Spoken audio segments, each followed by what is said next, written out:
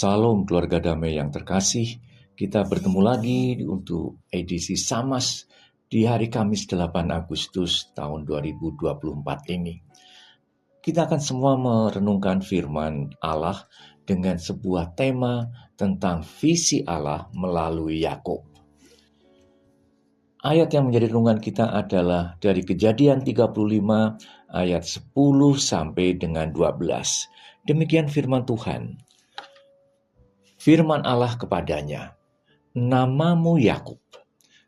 Dari sekarang namamu bukan lagi Yakub, melainkan Israel. Itulah yang akan menjadi namamu." Maka Allah menamai dia Israel. Lagi firman Allah kepadanya, "Akulah Allah yang Maha Kuasa. Beranak cuculah dan bertambah banyak. Satu bangsa, bahkan sekumpulan bangsa-bangsa akan terjadi daripadamu, dan raja-raja akan berasal daripadamu. Dan negeri ini yang telah kuberikan kepada Abraham dan kepada Ishak, akan kuberikan kepadamu dan juga kepada keturunanmu." Sebelum kita lanjutkan, mari kita berdoa. Tuhan yang selalu mengasihi kami, izinkan kami merenungkan sebagian dari firman-Mu. Hadirlah dalam perenungan ini agar kami menjadi lebih mengerti tentang visi-Mu melalui diri kami.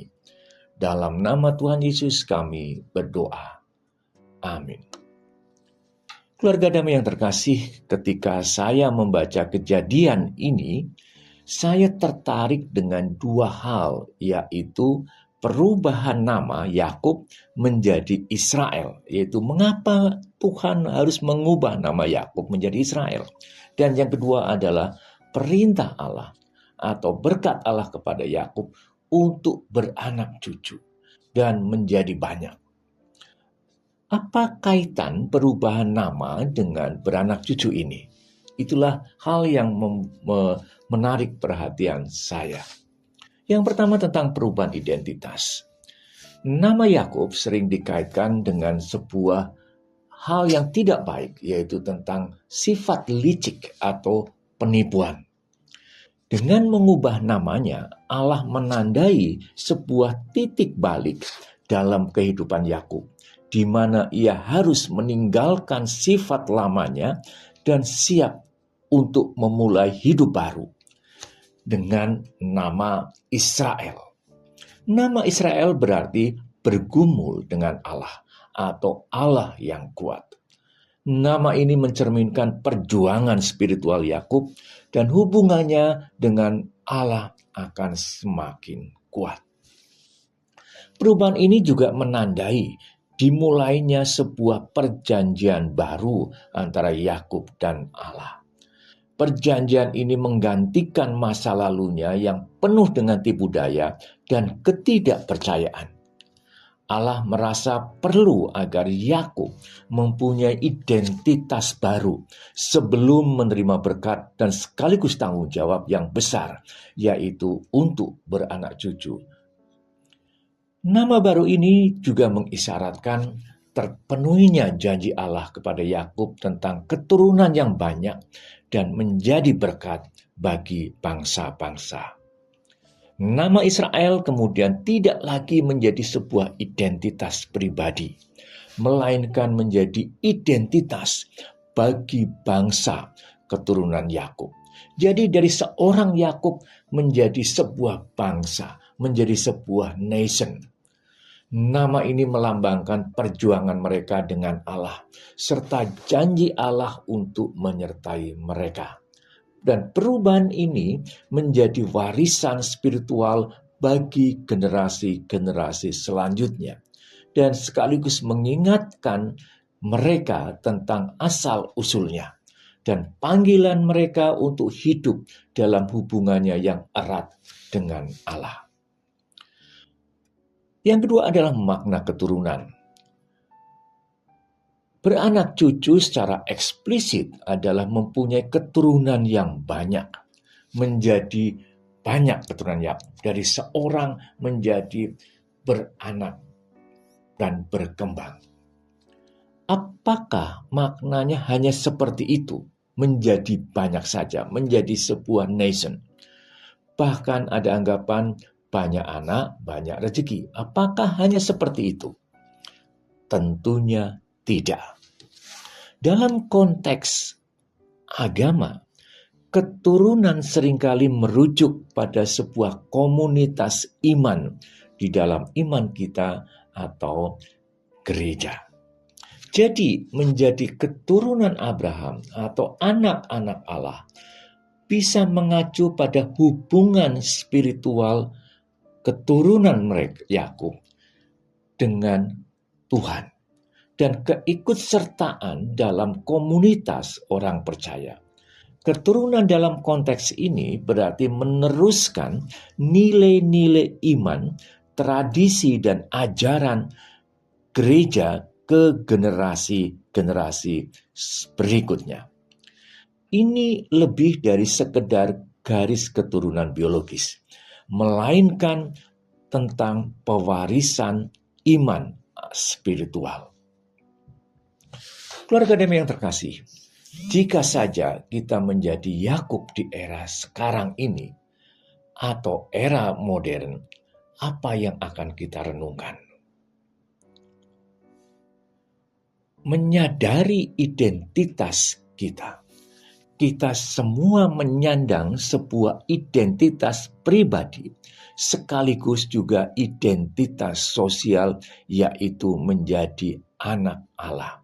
Dan mungkin bukan hanya sekedar identitas sosial, tetapi menjadi identitas spiritual kita.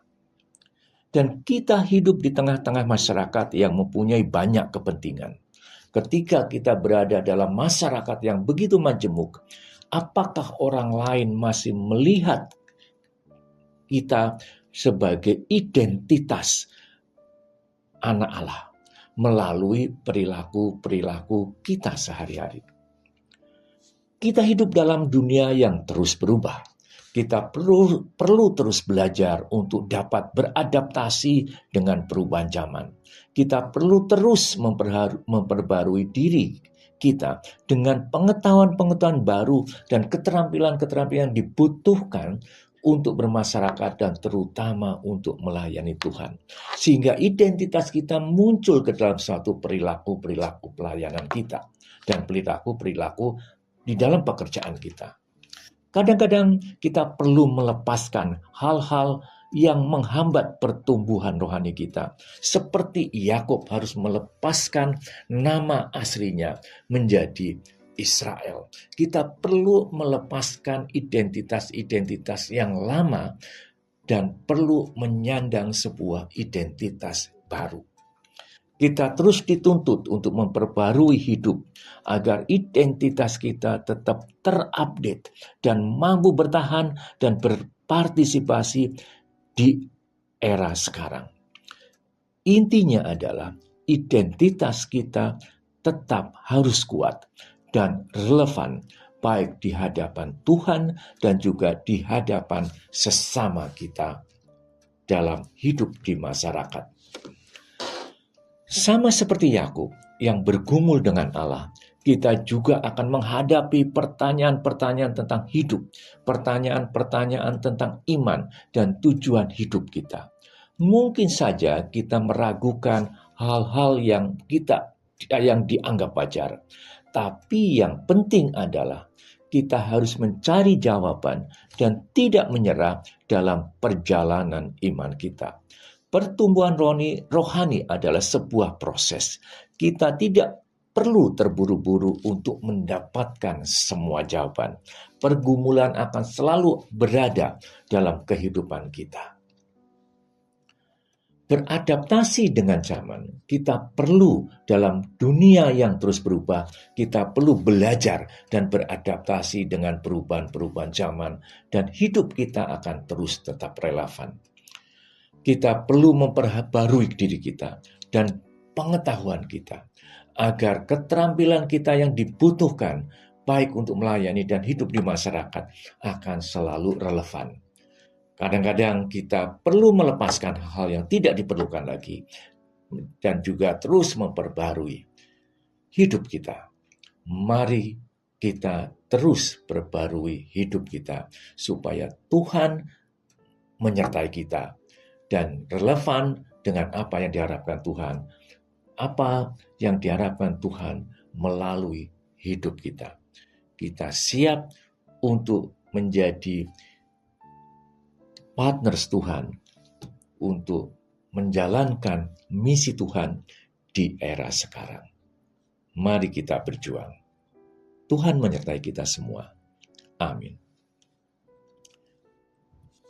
Mari kita berdoa. Tuhan Allah Bapa, terima kasih atas firman-Mu. Terima kasih atas kesempatan agar kami dapat belajar dari kisah Yakub. Kami menyadari bahwa misi-Mu tidak berhenti melalui Yakub, tapi juga melalui diri kami masing-masing. Mampukan kami agar kami dapat memperbarui, mengubah diri kami untuk meninggalkan hal-hal yang tidak sesuai dengan identitas yang Engkau berikan kepada kami. Dalam nama Tuhan Yesus kami berdoa. Amin.